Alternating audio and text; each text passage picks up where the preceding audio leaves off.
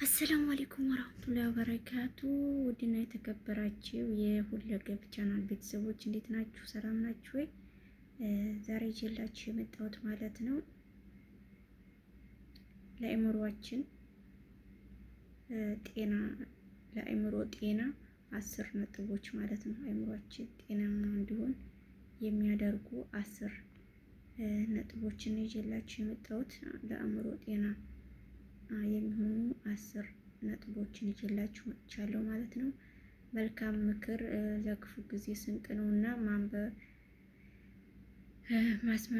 ለሌሎቹ ሰዎች ሼር በማድረግ የበለጠ ሰዎች እንዲጠቀሙበት አድርጉ ማለት ነው። አንደኛ ለአእምሮ ማዘዣ ጣቢያ ነው። አእምሮ ማዘዣ ጣቢያ ነው። በቫይረስ መጠቃት የለበትም። ሁልጊዜ ሊጸዳ ይገባል። አእምሮ ከተወዛገበ ሌሎች የሰውነት አካላት መግባባት ያቅታቸዋል። አእምሮ በአስቀያሚ ቫይረሶች እንዳይጠቃ ማታ ማታ ስካን ያድርጉ። እንዴት ካሉ በቀን ውስጥ ለ30 ደቂቃ ለብቻው ሆነው ወደ ውስጥ ያሰላስሉ። በቀን ውስጥ ጥምና መድኃኒት ለ30 ደቂቃ ያስፈልገውታል። ደስ የሚለውን ነገር ያስቡ። አእምሮውን ዘና ያድርጉ። ሁለተኛ አእምሮ ዕለታዊ ተግባራት እንዲያከናውን የሚፈልጉትን ነገሮች አንዱን መጠጥ ነው። ሌላው ደግሞ አንደኛ ጽድቅ ነው። ሌላው ደግሞ ጫት ነው። እነዚህ በሙሉ ይነስም ይብዛም አእምሮን ይመርዛሉ። ማንኛውም አእምሮ ጤናማ ባልሆነ መልኩ የሚያነቃቁ እጾች ተግባሩን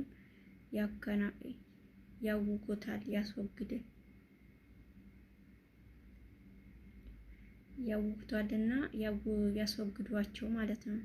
ሶስተኛ አእምሮን በቀን ውስጥ ምን መስራት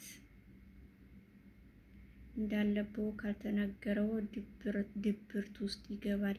በቀን ውስጥ ምን መከናወን እንዳለበው ምን ማሳካት እንደሚፈልጉ ይንገሩት። ያንን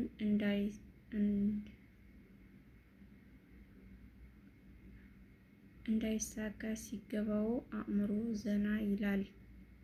እንዲሳካ ሲገባው አእምሮ ዘና ይላል። አራተኛ አእምሮ ልክ እንደ ጡንቻ ነው። ብዙ ስራ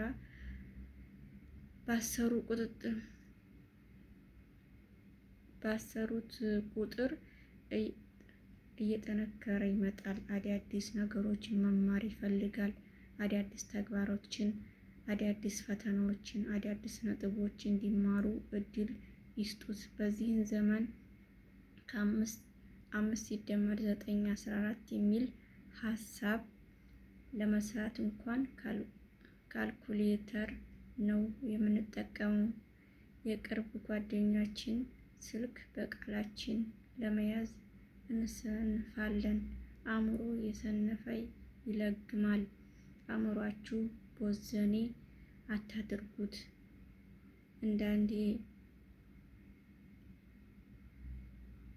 እንዳይዝግባችሁ መጽሐፍ አንብቡለት። አምስተኛ ጥሩ ምግቦች አእምሮ ስል እንዲሆን ያደርጉታል። የአሳ ዘይትና ሌሎችም የተመጣጠኑ ምግቦችን በቀን ካገኙ ስራ ማቀላጠፍ ያውቅበታል። በቂ ውሃ መጠጣት ለአእምሮ እድገት ያገለግላል። ስድስተኛ አእምሮ በቫይረስ ይጠቃል። የአእምሮ ቫይረስ ምን እንደሆነ ያውቃሉ? አሉታዊ አስተሳሰቦች፣ ምቀኝነት፣ ክፋት፣ ማሰብ በማይረቡ ነገሮች መጨነቅ አእምሮ ያውካሉ። ይህንን ቫይረስ ለማጽዳት መልካሙን ማሰብ ይቻላል ብቻ ይበቃል። 7ኛ ቁርስ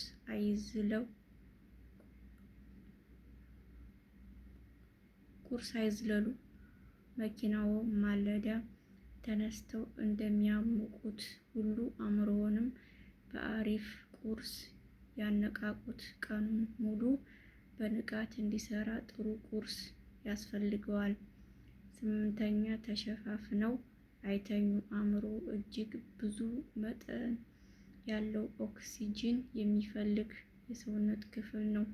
ሲታፈኑ ግራ ይገባዋል። መኪና የሚበዛባቸው ስፍራዎች፣ እንደ ኢንዱስትሪዎች፣ ብዙ ሲጋራ የሚጨስባቸው አካባቢዎችን ያስወግዱ። በተቃራኒ